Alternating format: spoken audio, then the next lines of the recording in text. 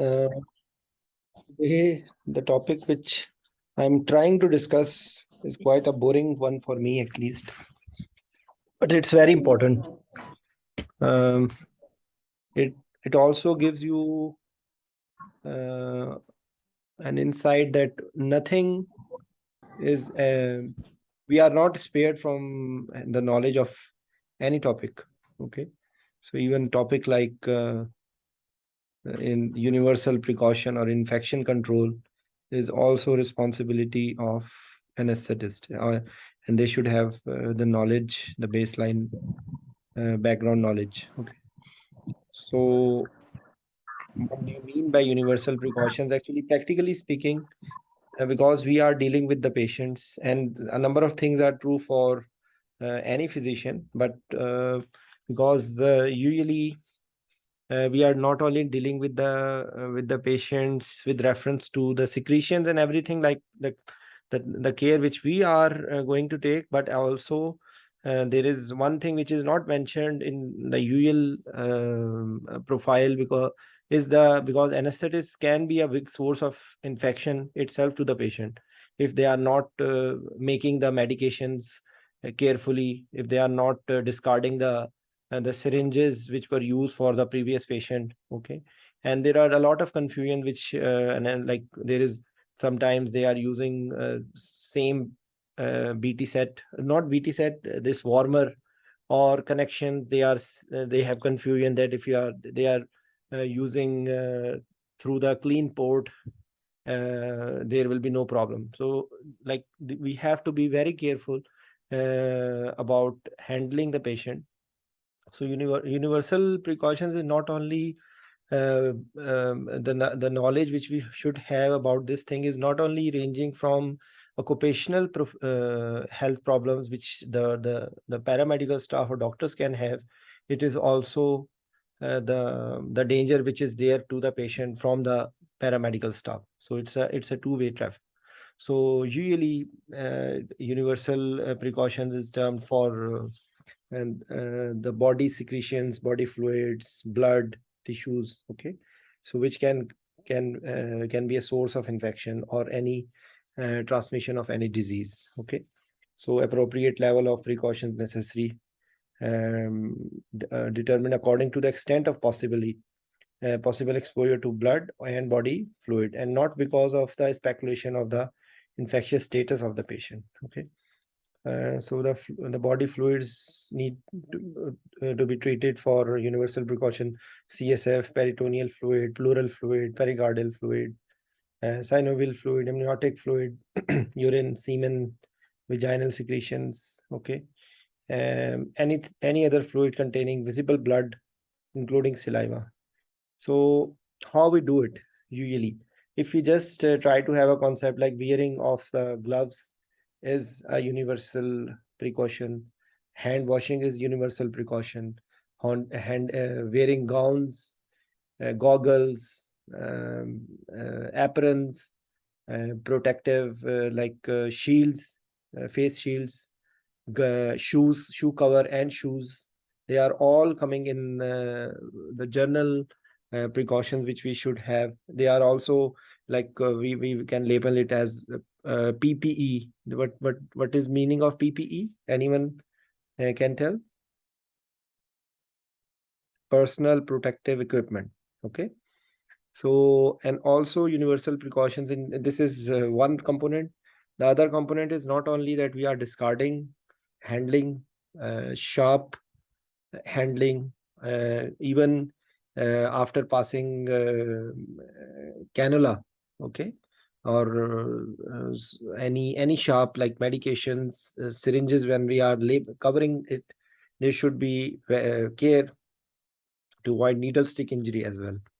There are specific there are special cannulas in which there is a system of auto discard of the needle, in the way that there is a button. When we take the cannula, we press the button and the stillet goes inside. Okay, so the cannula, the sharp thing goes inside.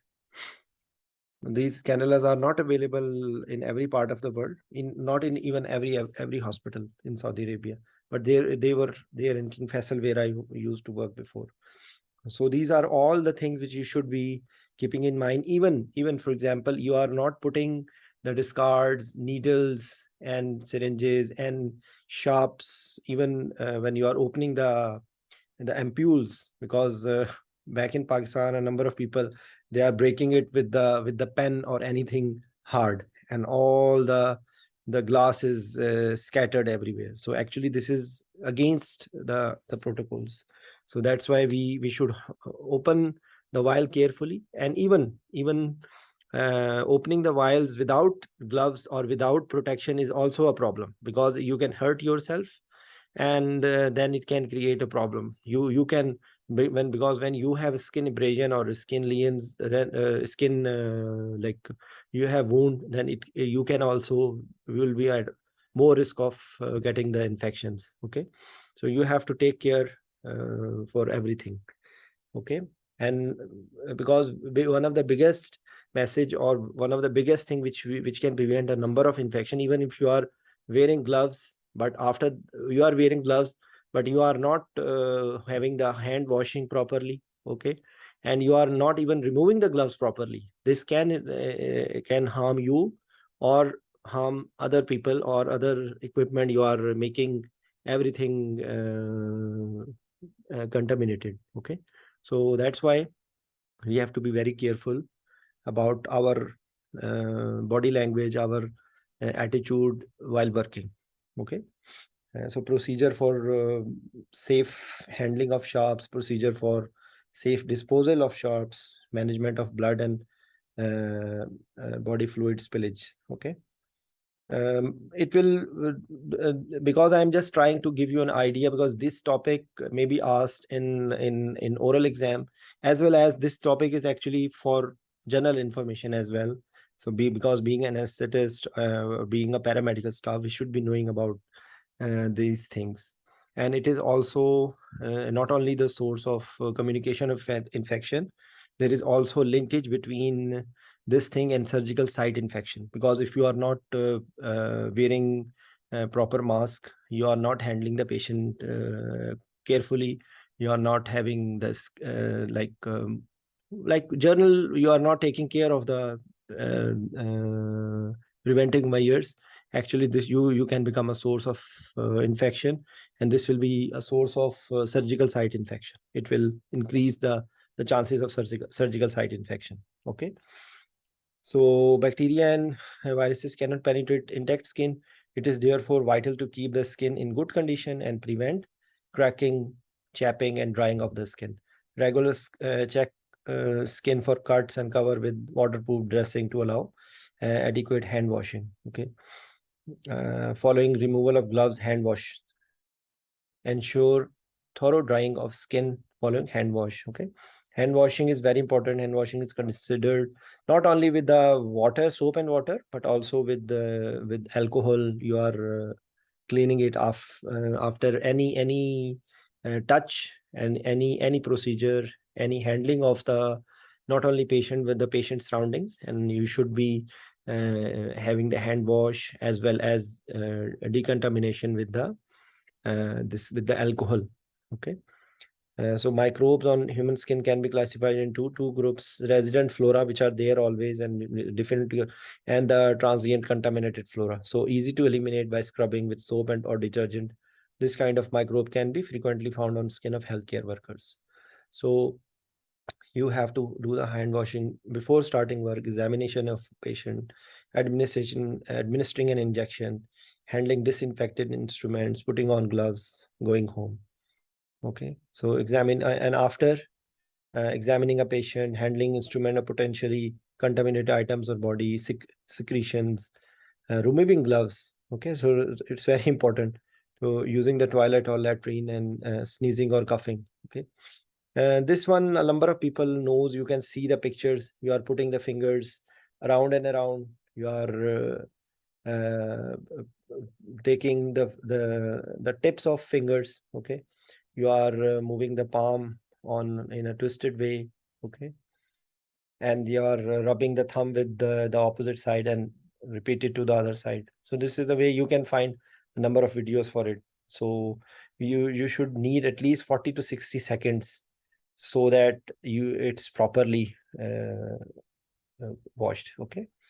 This is true for not only washing, also when you are doing with the alcohol. This is true for both of them. Okay.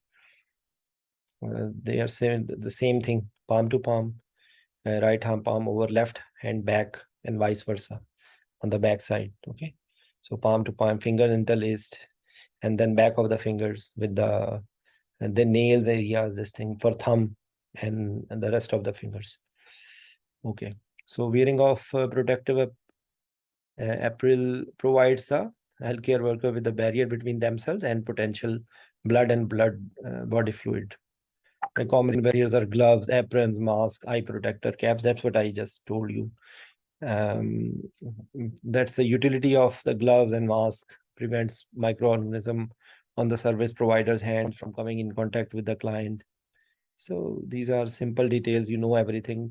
There may be a simple mask. There may be a surgical mask, and there may be N95 mask. I was just watching a video for this thing, and there is a mask P2. I never heard about it. Has anyone heard about this P2 mask? Has any one of you heard about this P2 mask? I never heard about it. So you can read about it, or anyone can Google about it. Okay. Cap, jacket, gown, apron, plastic apron, shoes. So you will quantify according to the risk, because barriers which will be getting, and the precautions which we will be taking will, one will be standard precaution, one will be airborne precaution, one will be droplet precaution. Okay. So you have to identify how much is the risk, how much is the contact, and then you will be applying accordingly. Okay. Contact with intact skin, no exposure to blood, gloves not essential, injection, minor wound dressing, medium risk, probable contact with blood, but splashing unlikely, gloves, gown or apron may be necessary, pelvic examination, handling. They are giving the example. And high risk, where blood likely and even splashing probable. So gloves, apron, eyewear, mask. You will use more of the protection. Okay. As I told you, it should be very careful handling of the sharp, and never carry sharp by hand. And especially even when you are in the OR, try to make the direction of the needle to down, or still it down when you are moving, because by mistake, if you are pointing outside, it can hit anyone. Okay. I hope you understand that if you are throwing it away, even at that time, you can injure anyone or injure yourself. So try to keep it the direction of the sharp edge towards down. Okay. And we should not reuse any sharp. Mm, do not dispose of sharps with other clinical waste. There is a separate bin, sharp container. There is a separate sharp container. In the preceding slides, I think there will be some color codings as well. Okay. So spillage, actually, these are too much details, which maybe we are not um, stated. I will share this. You can uh, see about it. Usually there is blue for sharps, blue container. In our setups, of course, it's not frequently available, but there is special sharp container where we will be putting the special sharps. Uh,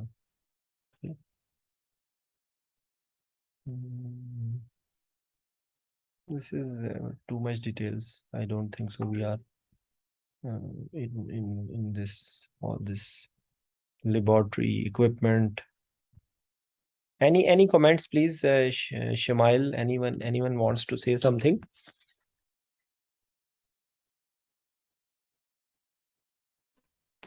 What to do when we get a needle prick of Yes. some Hep C or Hep B positive patient? Yes, needle prick. I will try to have some words about needle stick injury. You see, it's because there is a full protocol for it. First, the basic thing I will tell you, that first of all, you will try to remove as much. You will squeeze, and you will try to remove as much as blood as possible. You will wash it You will put disinfectant, and then you will report it.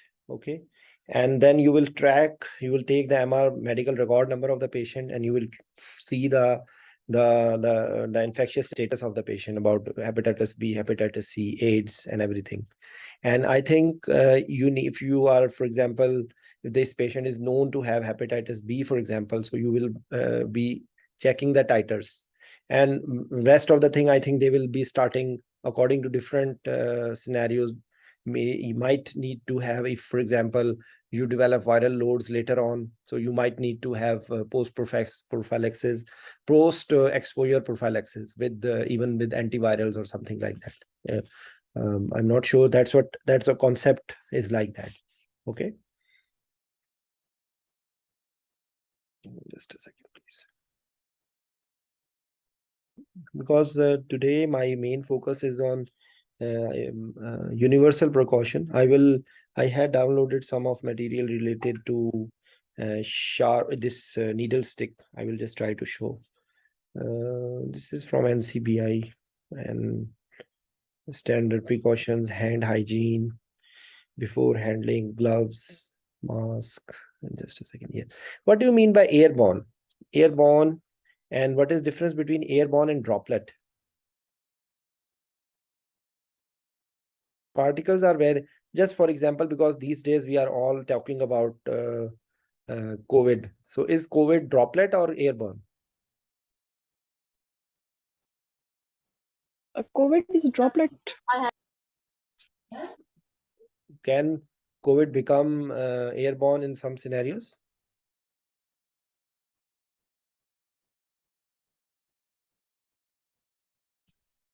Actually, mainly it is droplet, but because if the viral load becomes too much, it in close proximity, it can become airborne. Okay, because that's why you are taking this pepper. You know about pepper? This pepper which people are wearing for handling of COVID patient. This powered um, purified, just a second, powered air purifying reservoir. Okay, powered air purifying reservoir, pepper. You know, the people who look like this of other planets going to on a rocket. The people look like that. Okay, so actually the regarding COVID, it is like that. But usually there are diseases like measles, tuberculosis, chicken pox. These are considered to be in airborne precautions. And the droplet precautions is for a number of uh, diseases. Okay. Just a second. Okay. So for that, actually, there is a room exchange system. Okay. We should have a negative pressure isolation room. Okay. With 6 to 12 air change per hour. Okay. It's because usually there are negative pressure rooms in ICUs where they are providing this facility. Okay. It is there because it's also the protocol for keeping the environment in OR. Because this is from NISIOH, I think, National Institute of something, I don't remember exactly. Because this is not only for infectious problems, this is also for the, if your scavenging is not working nicely, this room exchange air is also for nitrous oxide and inhalational agents, things like that. Okay. So that's what I was telling you. This N95 respirator, or this powered air purifying respirator. Okay. And also HEPA filter. HEPA filter is there in to suck any microorganism. Transport when necessary. Patients being transported out of their rooms should wear a surgical mask, or you can put, because I was just thinking that why not we put the N95 mask on the patient. I'm not sure about it because I have never seen people putting N95 mask on the patient. However, I think It should be, because it will prevent spread. Okay. So similarly, droplet are particles of respiratory system, secretions plus minus 5 micron. Okay. And droplets remain suspended in the air for limited periods. Transmission is associated with exposure within 3 to 6 feet. Okay. That's why this social distancing concept is there for COVID. But if you are in a closed environment, then COVID can become airborne. That's what the message is. For contact precautions, this is for like some skin problems and things like that. Also, only any infections. I had pulled out. Just a second, I will. For droplet, it is Mycoplasma pneumoniae, pertussis, mumps, influenza, diphtheria, streptococcus, meningitis, plague, this respiratory virus, parvovirus, German measles, adenovirus, pneumonia, epiglottitis, rhinovirus. This is for this thing, droplet. For just a second, contact precautions. Mm.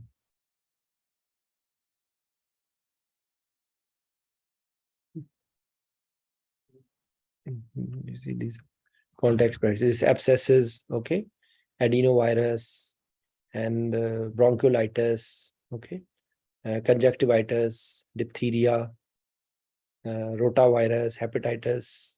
You have to do contact precaution, okay.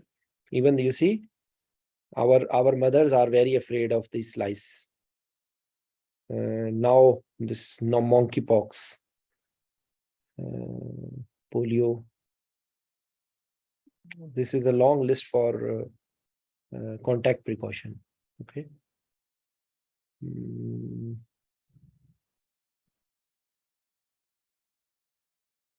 So yes. Universal precautions. I'm just finishing it because actually today it's a very boring topic. I don't have much to say extempore, because usually I don't feel comfortable when I'm reading out from somewhere. I just try to speak out spontaneously. Okay.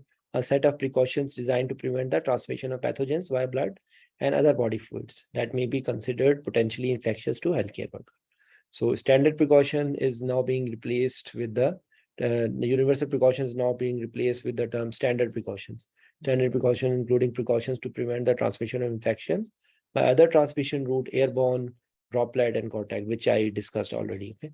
So standard infection control precautions as well as protecting healthcare workers could prevent the transmission of many other pathogens and make a major contribution to the reduction of healthcare associated infections. Okay.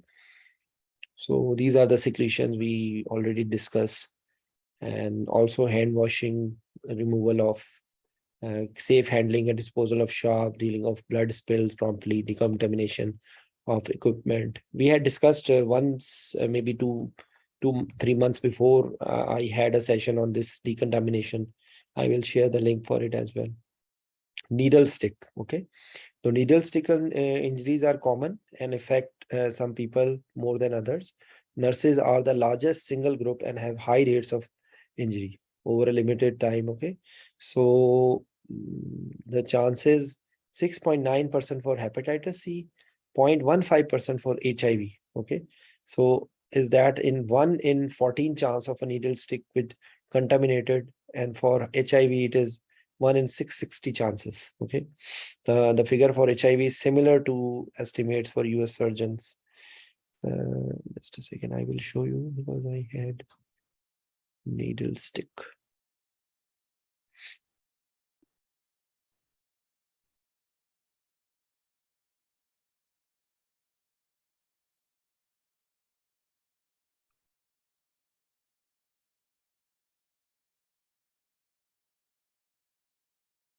Okay. So HIV, this is a highly active antiretroviral therapy is available for compliant with the medication regimens, is never cured. In fact, people go on to lead a normal life. Just a second. However, after needles, developing HIV is not common at all. Okay. Viral hepatitis, management of who has acquired hepatitis B following depends on the recipient's vaccination status. Okay. To date, hepatitis B, so they will be doing the titers. So if the titers are good, maybe they will be not doing anything. Who have not been vaccinated, hepatitis B immunoglobulins can prevent a full-blown infection. If the person is already infected, it has been shown to produce a much milder infection. Immunoglobulin to be effective, it needs to be administered within the first 24 hours after exposure. Okay. So that's what it is used in combination with active immunization. So you will also immunized, or if the titers are less, you will also give a booster. Okay. Who are not vaccinated and suffer, the rapid protocol for hepatitis B vaccine is undertaken, which involves intramuscular injection at time 0, 1, 2. Okay. Followed by a booster shot at 12 months for hepatitis C. Okay. So also at risk of acquiring hepatitis C, unfortunately, the X number of health who have developed hepatitis C after a needle remains unknown because of lack of follow-up. But usually they are saying 1.8%. After needle stick injury, most people do not have symptom of hepatitis C. Or if they do develop symptoms, they are vague and may resemble flu-like syndrome. Unlike hepatitis B virus, where less than 6% of adults develops a chronic infection, with hepatitis C, more than 75% of adults will develop a chronic infection. So it's more dangerous. Okay. So you have to do the immunization status, body piercing, and when they are done, any history of hemodialysis. You will be taking history from the patient as well. Okay. And from where, whose needle blood spilled or blood touched needle you had pricked. Okay.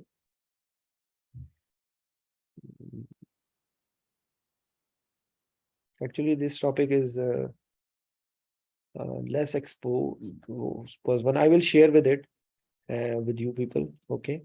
So you can have a look at it. If the hepatitis patient, if the patient is hepatitis positive, should be administered hepatitis B immunoglobulins immediately.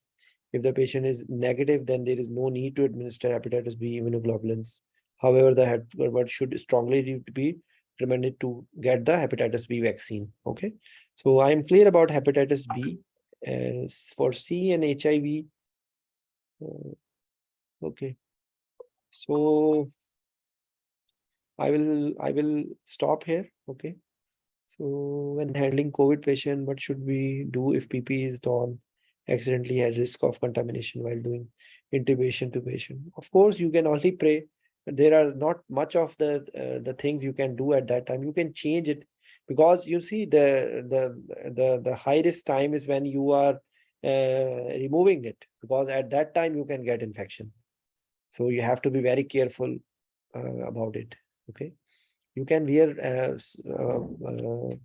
this one. You can remove it and you can wear a new one, I think. I suppose this should be the answer.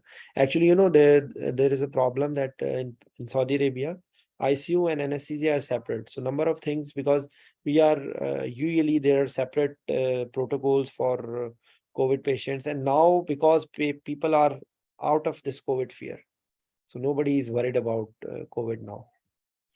We are now COVID has become our friend. Okay. So thank you very much for tolerating a boring topic like like this one. Okay. And tomorrow, actually, one of my friend, and he's a very he's a genius. So tomorrow, try to not to miss, and I will share the link because he was just willing to discuss a role of epidural in abdominal surgeries, specifically a liver surgery. Okay. So tomorrow he will join us. So inshallah, same time we will discuss. So thank you very much. Bye bye. Shumail, do read about this topic, and anything if I have missed, please do share to me. Okay, I will share Okay. these sources which I downloaded today. I will share, because one part of it is this universal precaution, other part of it is the surgical decontamination and sterilization, and this cruise field Jacobs disease. Actually, we had discussed this topic before, and then what are the factors which are from anesthetist side to prevent surgical site infection. Okay, you will be surprised that if you are not giving good fluid, this is one of the factor for surgical site infection. But of course, usually surgeons, they don't bother. If you don't have good peripheral circulation where wound wound healing can create problem, so that's why giving adequate fluid is that much important. It's very, very, very important. If you are not giving good fluids, if the patient does not, patient is having pain, so pain and with stress response and sympathetic stimulation and vasoconstriction and everything, this is a risk factor for surgical site infection. Okay, so thanks a lot for your presence. Inshallah, we will meet tomorrow.